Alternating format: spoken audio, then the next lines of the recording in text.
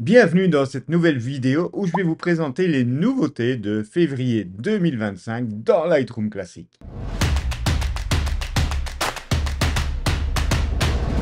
Alors, lorsque vous aurez mis à jour votre Lightroom Classic via l'application Creative Cloud, eh bien voilà l'écran que vous allez voir, les toutes dernières nouveautés. Alors, il y a des améliorations de performance. Typiquement, lorsque vous avez beaucoup de masques, que vous travaillez avec le pinceau, avant il y avait parfois un lag, un certain délai entre le moment où vous peignez et vous voyez votre coup de pinceau, eh bien c'est résolu à présent, donc ça c'est vraiment une bonne nouvelle. Au niveau des améliorations de performance, Adobe nous annonce donc une meilleure gestion de l'affichage des nombreux dossiers, donc particulièrement utile si, tout comme moi, vous avez énormément de dossiers photos. Il paraît que ça s'ouvre plus vite, donc grâce à cette gestion améliorée des dossiers, eh bien, on va les croire sur parole. Je n'ai pas mis le chronomètre. Alors, nouveauté qui pour moi est la plus marquante dans cette mise à jour de février, c'est l'arrivée des profils adaptatifs, aussi bien en couleur qu'en noir et blanc. Alors, qu'est-ce qu'un profil adaptatif? Eh bien, un profil adaptatif, c'est donc un développement automatique basé sur l'IA, c'est-à-dire que Lightroom va analyser votre photo et vous proposer une base de développement. Attention, c'est une base de développement en tenant compte des tonalités, de la couleur, etc. Et il s'agit donc d'un profil, c'est-à-dire qu'il ne modifie aucun des curseurs. Ça se passe en amont au moment du dématrissage RAW, donc c'est-à-dire quand Lightroom convertit votre fichier RAW issu de votre boîtier en une image visible sur votre écran. Et donc, par défaut, Lightroom Classic utilise Adobe Couleur, qui est un profil normal, donc non basé sur l'IA, c'est-à-dire que typiquement sur toutes les photos, vous allez avoir le même résultat. Ici, par contre, il y a, avec l'arrivée de ces profils, adaptatif que vous allez retrouver ici en haut, adaptatif couleur et adaptatif NB, donc pour noir et blanc. Je le sélectionne et vous voyez qu'instantanément, il a traité la photo. Alors, je vous montre un petit avant-après. Alt ou Option X pour faire l'avant-après. Et comme vous pouvez le constater, aucun curseur de balance des blancs, de tonalité, etc. a été appliqué. Et vous avez même un curseur de niveau, c'est-à-dire que là, par défaut, il est à 100. Si vous le remettez à 0, eh bien, votre photo se retrouve à l'état brut tel que vous l'avez importé dans Lightroom. Je clique 2 fois sur le niveau. Et si par contre je vais de l'autre côté, eh bien, il va accentuer son traitement. Donc, je vous montre la différence entre 100 et 200. Vous voyez qu'il y a un peu plus de contraste. Donc, ça vous permet de partir d'une base un peu optimisée de votre fichier RAW. Donc, c'est différent du processus automatique qui est accessible ici, qu'il est d'ailleurs déconseillé d'utiliser conjointement. D'ailleurs, regardez, si j'appuie sur Auto, vous voyez, pour de meilleurs résultats, évitez d'utiliser les profils auto et adaptatifs ensemble. Donc, auto, c'est un peu l'ancêtre donc du profil adaptatif. Le profil adaptatif, c'est donc la version intelligente du mode auto. Ce sont des modes expérimentaux, donc des fois ça va bien fonctionner, des fois moins bien, mais ça peut être intéressant pour accélérer votre flux de travail. Donc si ici je réinitialise par exemple la photo en cliquant sur le bouton réinitialiser ici en bas à droite, vous voyez qu'à la base j'avais quand même des hautes lumières cramées, etc.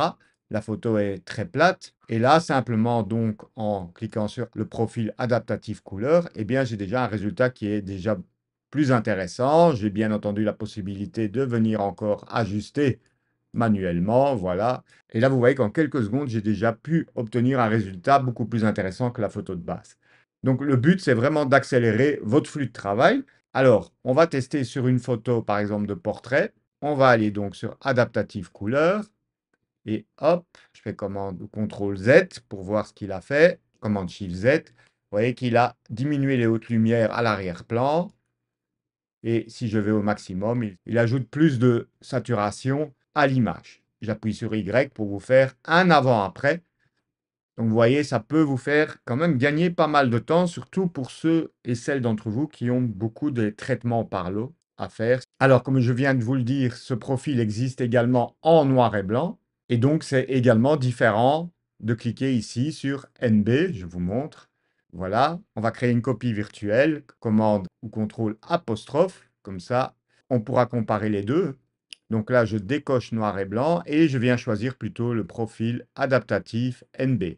Hop, et on va le booster au maximum, à 200 donc, et on va mettre les deux versions côte à côte. Donc, vous voyez à gauche le profil noir et blanc normal et à droite, vous voyez le profil RAW adaptatif qui, pour moi, en tout cas dans ce cas-ci, donne un meilleur résultat. Testons un peu sur une photo d'architecture. Voilà, hop. Vous voyez le ciel tout blanc, un contraste beaucoup trop élevé. On la passe en noir et blanc de manière classique. Le ciel est toujours resté tout blanc et les noirs très denses. Je crée une copie virtuelle, commande CTRL apostrophe. Je réinitialise la photo et je viens lui appliquer donc le fameux profil adaptatif NB. Hop, et je vais le booster à 100. Je mets les deux en comparaison. À gauche, le profil RAW NB noir et blanc de base. À droite, le profil RAW adaptatif. Personnellement, je trouve que la photo est plus équilibrée. D'ailleurs, dites-moi en commentaire ce que vous en pensez. Mais globalement, donc en tout cas sur ces 3 tests de photos, je trouve que c'est vraiment pas mal. Est-ce que moi, je vais l'utiliser dans mon flux de travail? Pourquoi pas de temps en temps pour voir ce que ça donne. Alors moi, je traite en général qu'une photo à la fois, donc je n'ai pas cette contrainte de devoir rapidement sortir un ensemble de photos, mais je peux parfaitement comprendre que beaucoup d'entre vous l'utiliseront pour accélérer leur flux de travail. Amélioration de la capture en mode connecté, c'est-à-dire que Lightroom Classic maintenant permet donc en mode connecté de réaliser la mise au point directement dans Lightroom. Alors on va tester. J'ai ici mon Z8 que je vais connecter donc via un câble USB-C à mon ordi. Donc je vais le brancher sur mon Mac Studio parce qu'ici j'ai plus de port USB-C disponible. Donc on se retrouve sur le Lightroom de mon Mac Studio. On va donc dans Fichier, capture en mode connecté, démarrer la capture en mode connecté. On va rien paramétrer de particulier ici. Et là, vous voyez donc il détecte mon Z8. On va venir cliquer ici sur le bouton interactive pour ouvrir le Live View tel que je peux le voir actuellement sur mon boîtier. Et donc, vous avez la possibilité maintenant d'activer donc les différents modes d'autofocus directement depuis Lightroom. Donc ici, je vais prendre le point AFS. On va faire la mise au point tiens sur mon Z7 et voilà. Et maintenant, je déclenche, hop, et la photo se retrouve donc dans Lightroom directement. Et donc, comme vous le voyez, je peux directement donc faire la mise au point ici, au sein même de Lightroom. Alors, je vous renvoie vers le site pour le support des nouveaux appareils photo et des objectifs. Je vous ai mis le lien dans la description. Et la dernière nouveauté que je trouve particulièrement ici intéressante et qui aurait dû déjà être présente depuis bien longtemps, eh bien, c'est l'amélioration de la gestion des sauvegardes de votre catalogue. C'est-à-dire que typiquement maintenant, si vous allez dans Lightroom classique, paramètres du catalogue sur Mac ou dans Édition, paramètres du catalogue sur PC, vous allez voir qu'un nouvel onglet a été ajouté qui s'appelle Sauvegarde, où vous allez pouvoir donc sélectionner votre dossier de sauvegarde, paramétrer directement ici la fréquence des sauvegardes. Donc tout ça a été proposé lorsque vous quittiez Lightroom, mais il n'y avait pas d'accès direct à cette fonctionnalité sans quitter Lightroom. Mais le plus intéressant, c'est que vous allez voir donc votre nombre de sauvegardes, quand a été effectuée la dernière, quelle est sa taille. Et ici, vous allez pouvoir supprimer, par exemple, les anciennes sauvegardes. C'était quelque chose qui faisait peur à beaucoup d'utilisateurs, et je peux le comprendre parce qu'on a peur de faire une bêtise, etc. Et bien ici, vous allez avoir la liste de tous vos sauvegardes et vous allez pouvoir supprimer les anciennes. Alors, je ne sais pas pourquoi. Il y a 2 fois le bouton supprimer. Vous pouvez afficher l'emplacement de sauvegarde. Voilà, qui contient donc un fichier zip. Et si je le désire, je peux supprimer. Alors là, il vous demande une confirmation. Alors, je vais vérifier que l'autre bouton fait exactement la même chose. Eh bien non, en fait, étrangement, le bouton de droite sert à supprimer de l'affichage, mais pas du disque. Un peu comme quand vous enlevez une photo du catalogue, mais pas du disque dur. Donc, je ne vois pas trop l'intérêt. Peut-être qu'il y en a un. Si vous avez une idée, je vous invite à le mentionner. Mais donc, pour supprimer vraiment vos plus anciennes sauvegardes du catalogue, vous allez les sélectionner ici et cliquer sur le bouton du milieu et évidemment valider par OK si c'est ce que vous voulez faire. Donc je vous rappelle qu'il est inutile de conserver 10 ou 15 sauvegardes du catalogue, ça prend de la place sur vos disques durs pour rien.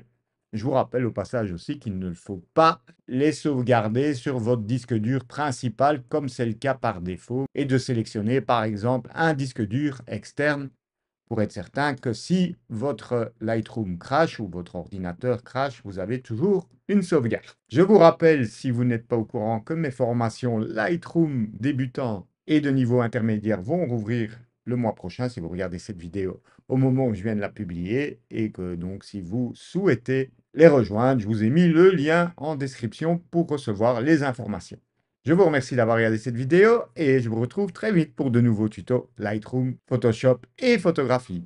Ciao, ciao! Je vais partager avec vous un secret. Si vous voulez faire de meilleures photos, je vous conseille de suivre les programmes d'Olivier. Parce que c'est un excellent pédagogue. Olivier apporte énormément de méthodes. Et il connaît son sujet sur le bout des doigts. C'est le meilleur choix que j'ai fait depuis que je pratique la photographie. Cette peur de ne pas y arriver s'est assez vite estompée. Et j'imaginais pas du tout à quel point la formation allait être riche. Ce que je pensais connaître, c'était pas grand-chose.